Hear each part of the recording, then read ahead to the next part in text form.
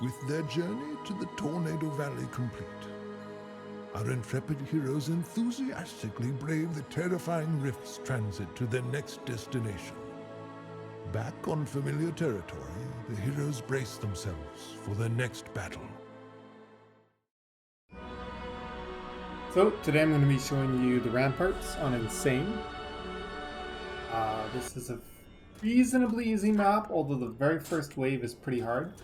Got myself up to level 32, and I haven't gotten a lot of good gear upgrade. Most of it wants me to be level 34 or higher, so if we put a filter, 27 to 32, as you can see, nothing. So as of right now, I've gotten no gear upgrade, so I'm still sitting on gear from, what is this, level 27? And even level 20 in some cases. So, but we've got a few more stats we can put into our hero, so let's do... swap them around, make sure they're all leveled up.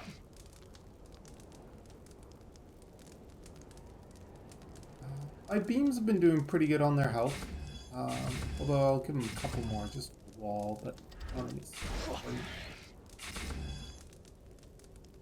so we've really been working on the range of our auras mostly. The snare aura and strength drain aura are kind of the main ones you want to use. You could try and use lightning auras, but I feel like they're not strong enough for this point in the game, especially since we're jumping ahead to insane levels that they claim we shouldn't be at yet.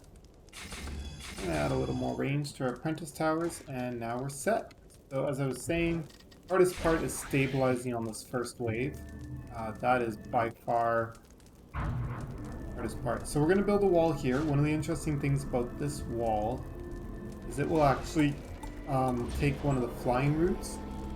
So this flying route here will end up getting stuck on that wall. It's a nice little thing for us. I like to attack it. And then we're going to do another wall for this choke point here. And now we've handled off all the choke points coming from that side of the map, except for that one air route there.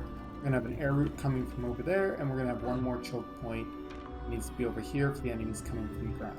So I'm going to choose to build my wall here. Okay. Now it's about efficiently using the remaining limited resources so that we can actually have a fighting chance against these waves of enemies. So since there's no air units coming down to this one, I'm going to choose to make a proton beam that's 4 length. Help deal with the adds that come from here, so people really will die. And then this area has a lot of enemies coming out of it, and this area has a decent number as well. So I'm gonna see, yeah, I can definitely get away with the proton beam here early on. Again, we're gonna do 4 length. A lot of enemies caught all at once, and then we're gonna swap to our apprentice. So he's going to build a tower that's going to help out with a couple different things here. We're going to have a fireball tower.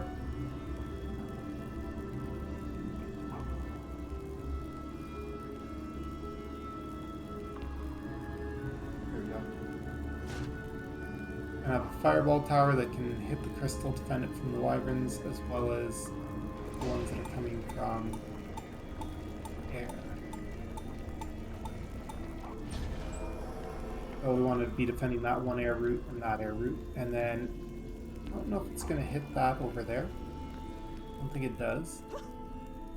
And we're also going to be building a fireball tower here, such that it can take out this area here, as well as the air units that come from here. Okay, so now we don't have enough left for really anything else useful as a defense. Swap back for damage shield, and we're going to get into this right away.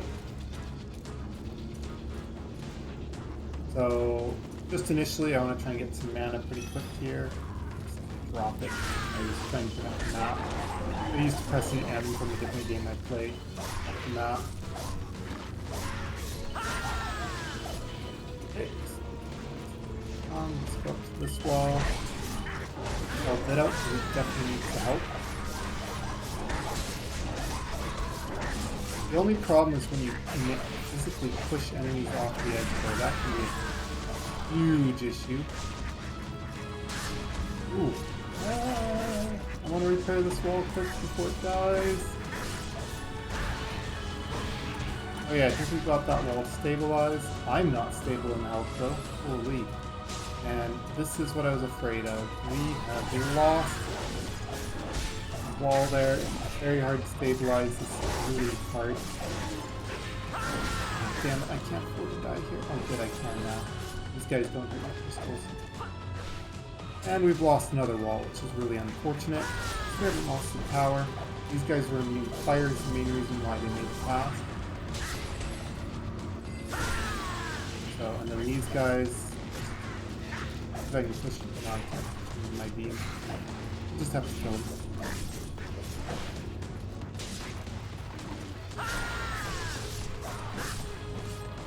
I don't know how you actually regenerate the hero power.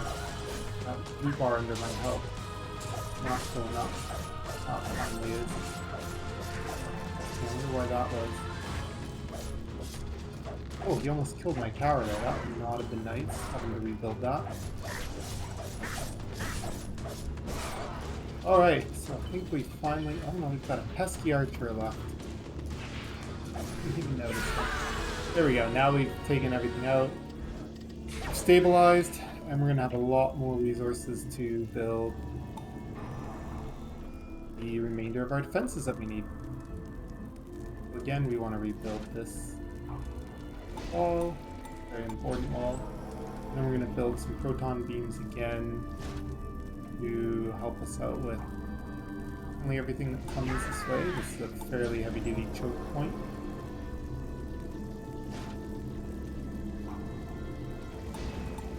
I wonder, that probably wasn't the best.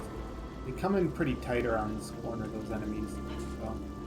And it looks like we've actually had another player join us, so this will make it even easier. And then an online match for quite a while without a single person joining.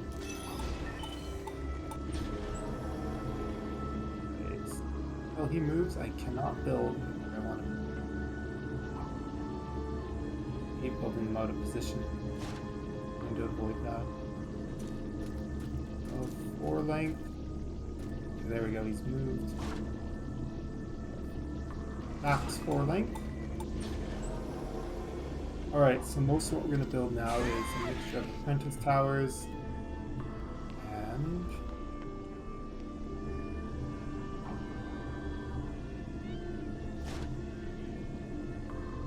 so I'm still going to have this protect against air, just in case air does manage to get past that wall. They weren't to aggro on it. But it's mainly, you know, it's going to be able to shoot this. We're going to have an ogre there to deal with as well. We definitely want to have a fire turret here. Flame burst turret. This area though, other than the ogre that comes, it's really not too bad. It's not ridiculously hard or anything. This area it's been okay. It's a little tricky at times. I have insufficient resources. Okay, so it turns out I went a little too eager with getting the Deadly Striker Tower this early on. We're going to sell that off right away so that I can finish building some more important defenses for this second wave to be easy to clear. You know, it sucks when it's hard. It's not much fun. But now we're going to build this one so it defends our wall there as well as the crystal. The range on it's not very great yet, so I only hitting what's like directly at the wall. Unfortunate. But we're also going to have another proton beam here. Make this pretty easy to kill everything. Proton beams can definitely be pretty the work for us here. It does suck though that, you know, sometimes enemies don't go down the middle and they get stuck on those gaps. So overall, this is starting to look really good.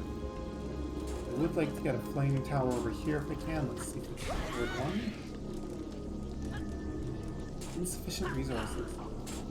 So, I will do that. See what I can build for a monk tower. I can build my strength train aura, so we'll start with the strength train aura here. This is where I'm going to be doing most of my DPSing. So I thought I might as well have it there so while I'm shooting stuff.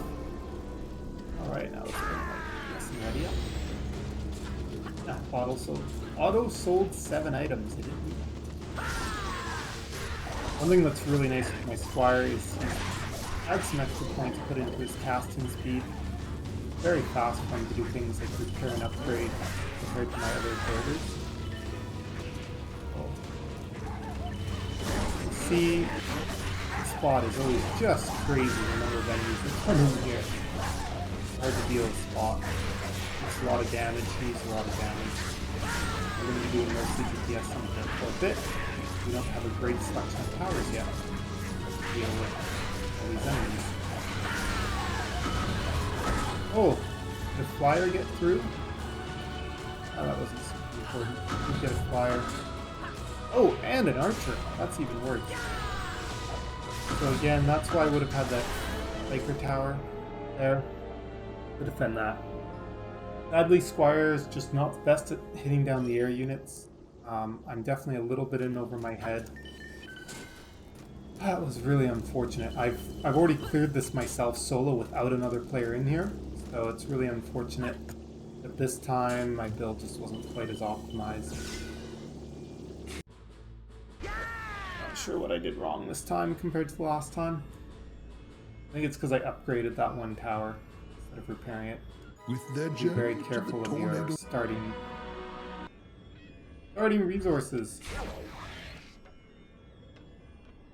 I don't know if he's going to leave the other guy. A lot of people tend to leave. It's not an easy victory. At least that was my experience in the original Dungeon Defenders. Most people are like, I want a free carry. I don't want to have to work for it. Let me slash some things without worrying about anything else. I'll survive without me watching it. Yeah, he's already left the game. Now, I actually don't know what the game does for enemy scaling as you bring other players in, if it actually makes it harder. I think I remember watching a video where they said it's not much harder with 2 or 3 players, but it's a lot harder with 4.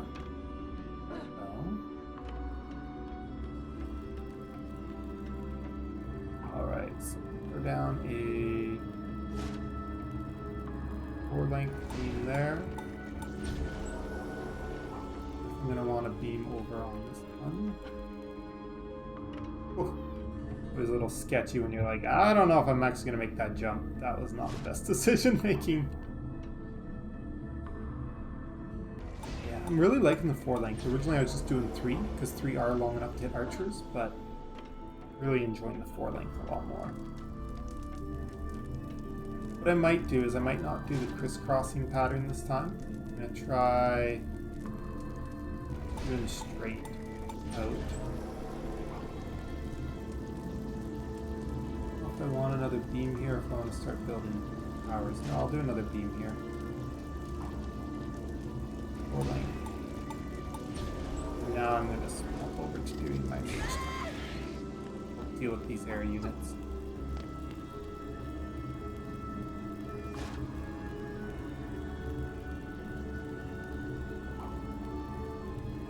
So this one kind of just barely clips the crystal to help defend it.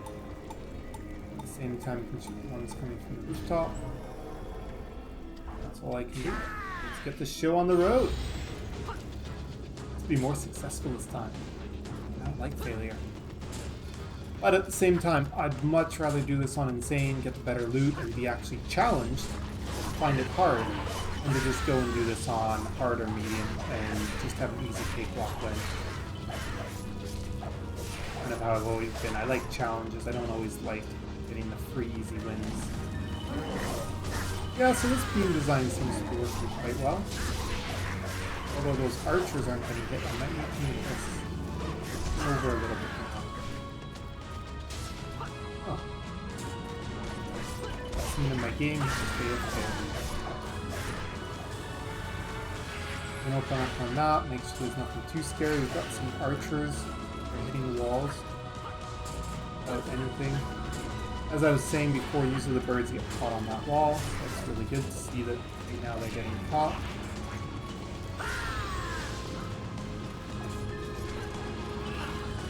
And this guy is helping me out, which is always nice. Where did this guy go? I thought there was a guy over here. can. Archer down. Interesting that he actually isn't getting killed that often. I might want to handle that a little differently then. Alright. Let's sell this one off a little differently then. A little bit more aggressive on that angle. Here we're going to do not quite as aggressive. So that turned out pretty aggressive. I didn't mean for it to be that aggressive, but it did. As I was saying, I'm not super happy with how this one turned out. So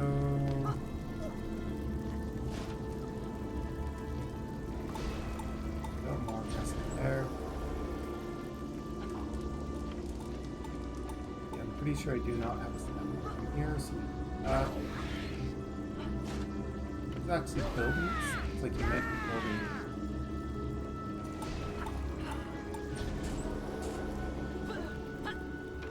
Alright, so that's some of those deadly striker towers. They're very expensive, but they're such a nice.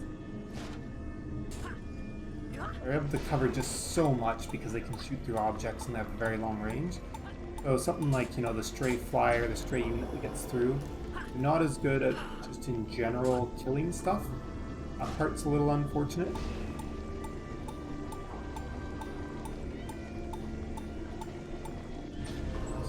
little slow.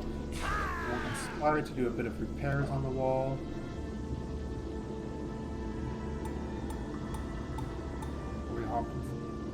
And I've already run out. Okay. I'm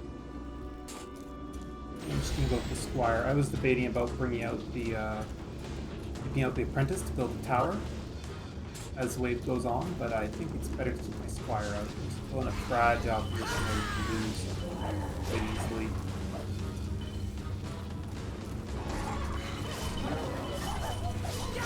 But yeah, the way they come around that corner, this is a much better beam.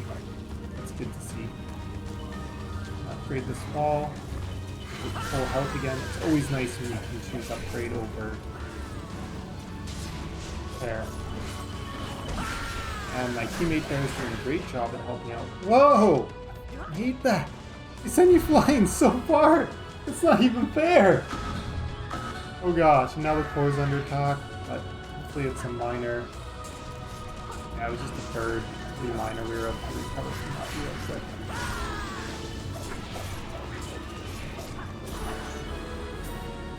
Oh, sketchy. I wonder if he's going to give me the mana that I need to build. If he plans on building anything. Yeah, he's going to build some. If that's a, I really don't like that deadly striker tower. It could be much more effective and cover a larger area.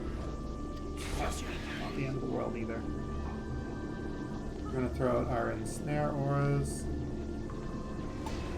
Go down the enemies. Deadly striker towers, their biggest...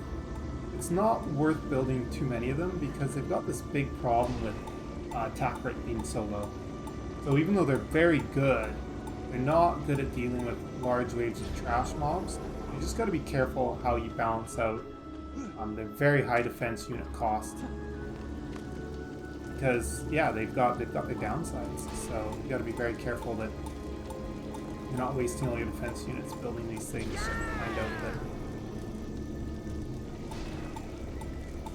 Find out that you can't kill the little guys that you need to destroy. I might even consider moving to one of these here. I can pick it up, but it's getting very low. So this one will only get slow. It won't get strength drain aura. Most things here, though, are just dying to the beams anyways, not the towers. So, again, you know, this isn't the best position here. It's a bit close to your air spawns. It can still shoot stuff down here, but I would put it back here. That way, back here, that way I can cover that air spawn, this air spawn. I can cover that gate over there, and it can still hit some enemies that are walking below. So, just some things to think about when you're building there. With tower positioning, you can quite often get a lot of kind of multi-purpose out of stuff where you're going to be able to cover more lanes at the same time. And that's always a big plus. kind of the more lanes that you can cover at once. Alright, so we're also going to want some flame towers over here. Well, I don't have the resources for that. Alright. If he has any build mana left. Pull down the ping hotkey and it says, I'd like your build mana please and thank you. Build this right there. So it can hit the birds that are coming from the rooftop as well as hit the wall.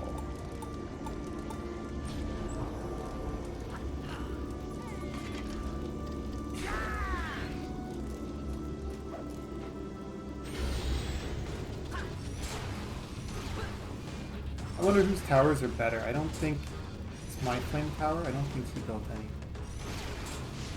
Yeah, so I could compare one of his deadly striker towers. If I can inspect it. There we go. So his deadly striker tower, it does 697 damage, 7,500 DPS. We got 7,500 DPS. 0.5 and 18.4. 18.4. This is overkill.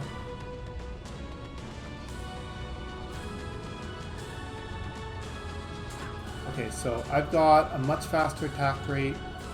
We have very same tower range. So mine are quite a bit lower in damage though. He has a lot more damage than mine. I'm gonna sell mine because that one's absolutely useless there. Don't need to there, and plus his are just better than mine. That's good. I have his up instead of mine.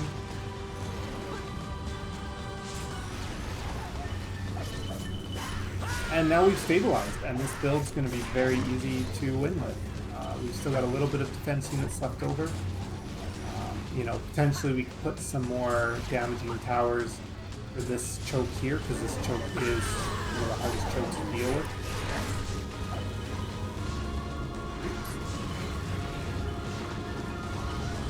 Upgrade that, repair it. Strength Drain Aura. I kind of like upgrading them once, but I won't really upgrade the Ensnare Auras. Not really worth it. I have a lot of excess resources, or I would say it's worth considering. I really hate the way that it doesn't auto-snap to the nodes that's closer to you when you're looking at repairing beams. This little bugger found a spot where it takes no damage. We got upgrade, upgrade, upgrade.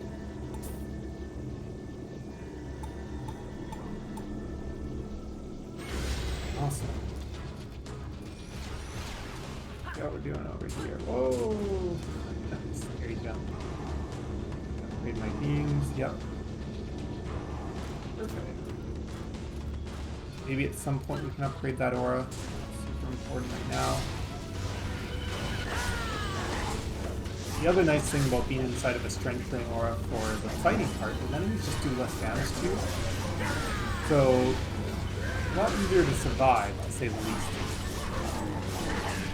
Got my Blood Rage active, although it's not really active an ability if you ask me. Okay, let's stand behind my walls so I can get some upgrading done. Attack. The biggest thing that I was worried about being attacked by was, of course, ninjas. They will jump right over your walls after you. You do not follow the normal rules of enemy engagement, which makes them a very good Dark Elf warriors actually. What makes them a very challenging enemy. They're one of your stronger enemies that you need to have a plan to deal with. The great thing though is they do not attack the crystals. So you don't have to worry about them killing your crystals, but you do have to worry about them killing your defenses, your towers, because they will attack them without concern in the world.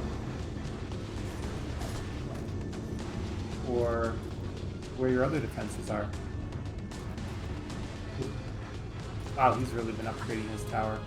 He loves that. Like that deadly striker of mine, I want it to be the best deadly striker you can have. It's gonna kill everything. I also don't like... I thought I had a setting that said, do not show tooltips in combat. I'm a little confused though. It seems like I'm getting tooltips for the gear. I don't know what that setting I'm thinking of here then. Blood Rage. And do a slice. Off Blood Rage. Okay. Raid you. And you. And that noise means it's the last wave. Yay!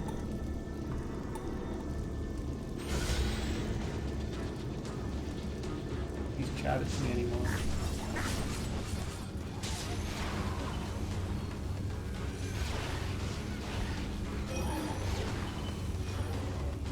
I don't know why he thinks I'm mental.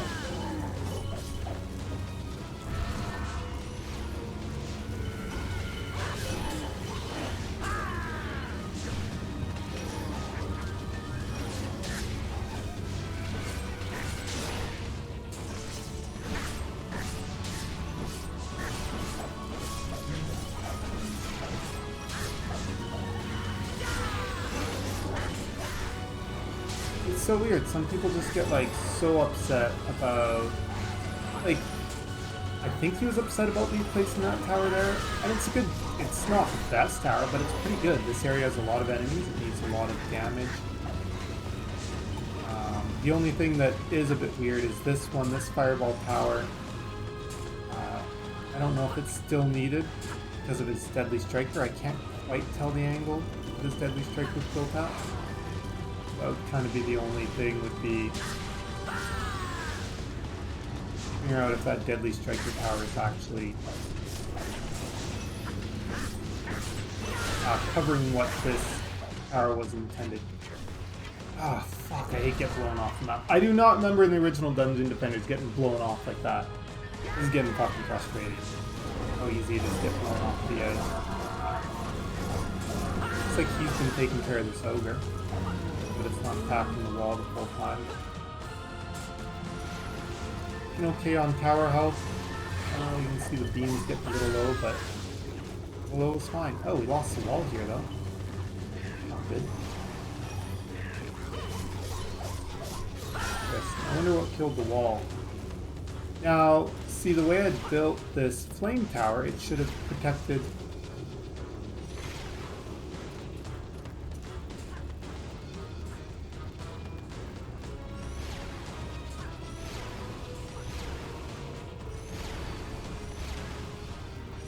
Yeah. Well, he's complaining that supposedly my one tower is useless, even though it actually serves a purpose. And he's built half of his towers in ridiculous ways that don't make sense. So, interesting how people are like that. They love to complain that somebody else is fucked up royally, and it's like, well, you've got towers that are barely being utilized. You could have rotated them way smarter, you could have done all these things better.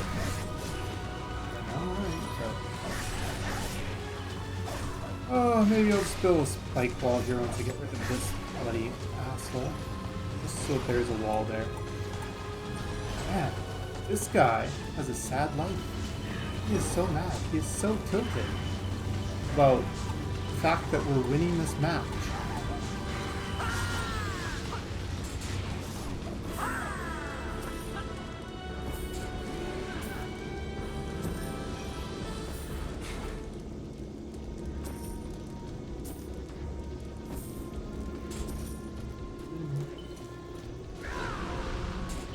I can't believe how tilted this guy is. It's kind of funny.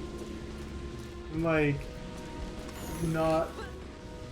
Alright, well, there we go. There's Ramparts on Insane. It's a little challenging, but it's definitely doable. It's a map that you can come in and you can solo for gear if you wanted. I really haven't paid attention. We'll jump in after, as soon as we're done the summary, go back to Tavern, and let's see how this loot looks. Let's see if it's a good loot farming map or if the previous one I was doing was better. So, now I didn't set it to hardcore, but what am I getting? I'm getting 34, 34, 45, 34. So yeah, in general, this is 45 and 34 gear. So I'm definitely getting pretty good level requirements for gear. I was getting 34 gear before. Oh, actually, I didn't pick up that much gear. Most of this gear is my old gear. But still, so it looks like I'm getting some decent gear. I'm not sure if it's specifically better in the previous map I was doing. I would say it's harder in the sense that when we look at Tornado Highlands, I found Tornado Highlands was a bit easier to initially do your first wave and not die. Whereas Ramparts, that first wave is much harder and you've got to save everything to build for the second wave properly. So yeah, I would just say that, you know, first wave, second wave, Ramparts is going to be harder on you, but it's definitely doable.